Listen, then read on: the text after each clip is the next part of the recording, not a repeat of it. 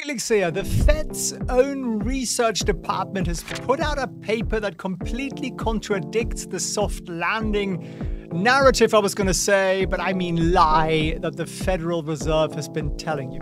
I'm going to take you through it, and yeah, sorry, old economists here, I can't help but read these papers, but honestly, it matters. We're going to look at how you can make money out of it, how you can protect yourself and your assets and your capital and your family from it, and in addition to that, as our mission here is to make 1 million people financially free, and that means you can do whatever you like, live up your investments and your trading. I'm running a free live trading training this Sunday, and I'll teach you my entire trading strategy, how I'm up 74% so far this year, and how I do that in 3 hours a week, and how a child could do the same. I'm promising you the outcome, but I'm just going to give you the entire strategy so you can play with it risk-free.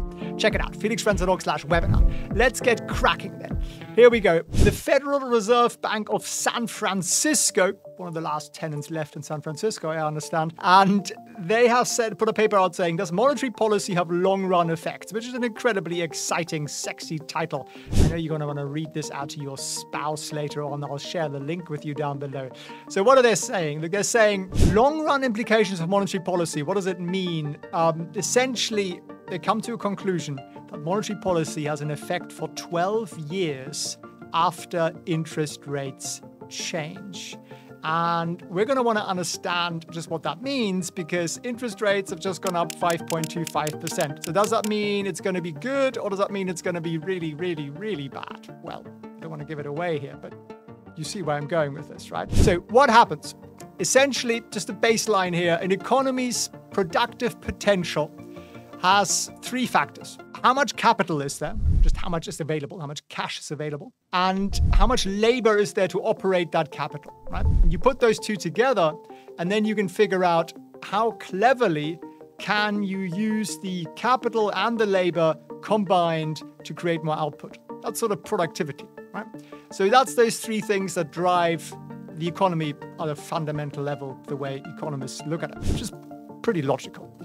Now, what about interest rates? What happens when interest rates go up? Well, a business is going to invest less. So they're going to use less capital, invest less in research and development, and therefore they're not going to improve this TFP thing, which is the total productivity thingy, which is just sort of productivity, right? It's not going to go up as much. So higher interest rates slow down just economic activity overall. Credit conditions, so borrowing gets more expensive. Businesses therefore cut investments in all categories, including R&D. Therefore, future growth gets slowed down, and we'll have a look at just how much. So secondly, and this is part 2, this is part 1. So part 1 is basically R&D goes down, productivity goes down. Part 2 is labor scarring. It sounds fairly horrendous, doesn't it?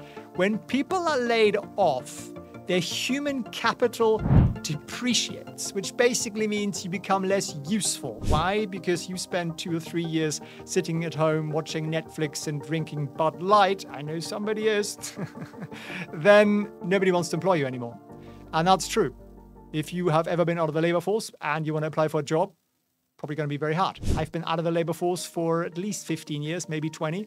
I think I'm completely unemployable, because who the heck would want to hire me, right? Makes sense. So it's generally seen as a loss of skill level, but I think it's just also like the way you're wired. You're out of that rat race. You're not going to want to go into it. So what happens when interest rates go up 1%? This is based on data of the last 120 years. They've excluded the world wars because they were a little bit crazy. And at the end of a 12-year period, GDP is minus 5% lower because of the 1% rise in interest rates. Now, we've just done more than 5%. So let's have a look at that in a second and see what happens with that. But before we do, you might think, well, can't they just keep rates lower forever, the way they've been doing it for the last 20 years, and we get a free lunch and everyone's happy? Well, lowering rates does not boost long-term output. And that's a bit of a bummer if you're a central banker, isn't it? There's a Jerome Powell somewhere, he read this, he took his glass of sherry, he threw it against the wall, threw a few more things at his manservant, and swore in Latin. So 2 factors here. Loosening shock means lower rates, And in the long run, after 12 years, you've basically achieved nothing at all. Nothing. No impact of cutting rates in the long run. The economy does not get bigger, better, more beautiful, none of that. However, when you raise interest rates at the end of 12 years, your economy is minus 5% smaller than it would otherwise have been. And that is on the basis of a 1% rate cut. Minus 1% only, not the 5% disaster that we're presently in. Okay, so what does the 5.25% interest rate do to the US economy? Well, 5.25% times minus 5%, which is the less GDP basically, is, and I'm not going to do the real maths, but let's call it minus 25%. So if you see this through, in 12 years' time, the US economy is a quarter smaller than it would otherwise have been had Jerome Powell not gone on a bender, printed all the money, and is now trying to reverse it. Fairly shocking data, isn't it? And you could be saying it's some crazy economist. No, it's the Fed's own data. So it's fairly hard to argue with. And what does that mean, therefore, for us? What do we do with this? Well, there's one more thing that we forgot. We forgot 1 trillion. And I know it's easy to do. There's just a trillion lying around, chump change in my top drawer. The Fed's balance sheet, which is how much debt do they own? So the Fed has been buying up all this government debt to stimulate the economy. And that's the Fed balance sheet. And it went from pre-COVID about 4 trillion to about 9 trillion. So they really went for it, right? They really went on a bender. They didn't just do a little bit. Normally in the sort of scenario you add 1 trillion. No, they added 5 trillion. And now they have managed to shred a little bit of money, which is about minus 1 trillion. Now, what's the impact of that? Well, unfortunately, it hurts your portfolio because look at this. In yellow, I've put on here the S&P 500 largest stocks in the United States. And if you can just make out the years at the bottom, this was down here, 2019. And, we're obviously now here at the end. That's now. So what can you see? Well, when you print a lot of money, you make a lot more capital available. Money becomes cheaper. Companies take it and they're invested and they grow and the economy goes, boo, amazing, right? It's a short-term impact, though, because what happens next is, well, you would expect the two to move together. Now, nobody in their right mind expects this Fed balance sheet to come back down to 4 trillion.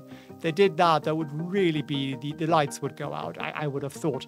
But the longer they keep going with this, there is now a 12-year lag effect of what they're doing, in addition to the minus 25% GDP disaster that they're giving us from the rate hikes. So they should read this and they should go, we should stop talking about higher interest rates. We really, really, really should, because we are completely tanking the economy over the next 5 years, 10 years, 12 years. And that impact is going to be felt by real people with real jobs and real homes and real mortgages and everything else, and not just the goofy people on Wall Street, right? So what to do? Okay, here's my former banker wisdom.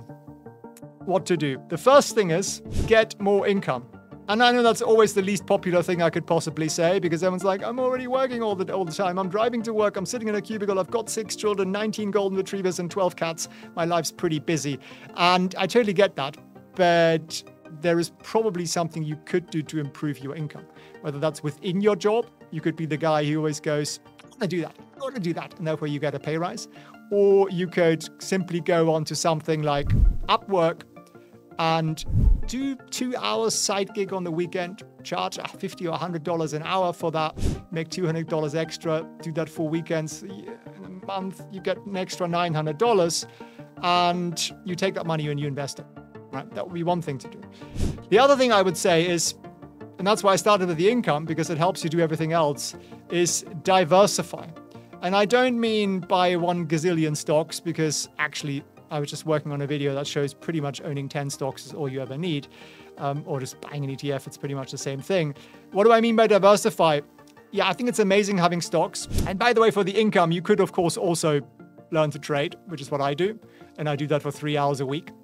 And we're up 74%. That's return on capital employed, which is pretty good. Last year we did 126%, but that's, me gloating and boasting. No, honestly, it isn't. I do every single one of those trades live, and I share them with the whole community. and therefore you can hold me to account. You know exactly what I'm doing. So that's a real thing. So how do we diversify? Well, I think stocks are great. I still think buying long-term government bonds at this particular moment in time is a good thing to do. And of course, it isn't financial advice. Talk to somebody who's legally able to give you advice. I'm not. And I would also say real estate. If you live in the US of A, you live in the best place in the world to buy real estate. Why? Because you can borrow more than anybody. And I know rates are pretty high at the moment. It's true. But your transaction costs are negligible. Your taxes are negligible. And you can still make some pretty decent money. Very, very few markets in the world where you can do that. Europe, UK, Asia, it's all gone. You can't do any of that. So that's kind of what I would do. I would focus honestly on this. I would just focus on becoming really, really, really stupendously wealthy. And I would therefore be freer, and therefore these shocks don't really matter. And by having the extra income, when the economy does eventually tank and the stock market does eventually tank, you're going to wake up and you're going to go, brilliant, amazing. Think of all the amazingly cheap, great stocks and assets I can buy today, right? That's what you're going to be doing. And that's the way to look at it. And that's a mindset shift that I thankfully managed to get through. And that's essentially that in a nutshell. But it's somewhat scary. I'm not going to lie to you. I think it's somewhat scary. And there are two types of people with scarediness. They're the ones who go and bury themselves in a bottle of wine or beer or something. And that obviously doesn't really get you anywhere. It just makes you more anxious. And then there are those who actually take massive action. I'd encourage you to do the same thing. Come and join me this Sunday. That'll be an action taken right there and then. I've also put out another video where I walk you through what actually happens if the market does go down, because it's going to be different from any time in the past, including the COVID crash. So check it out. I'll play a little clip here for you. Wall Street has screwed up the system, changed the rules, so only these 10 stocks will make money. Everything else will basically fail. I'll give you the 3 reasons so you can explain it to your golden retriever and make money.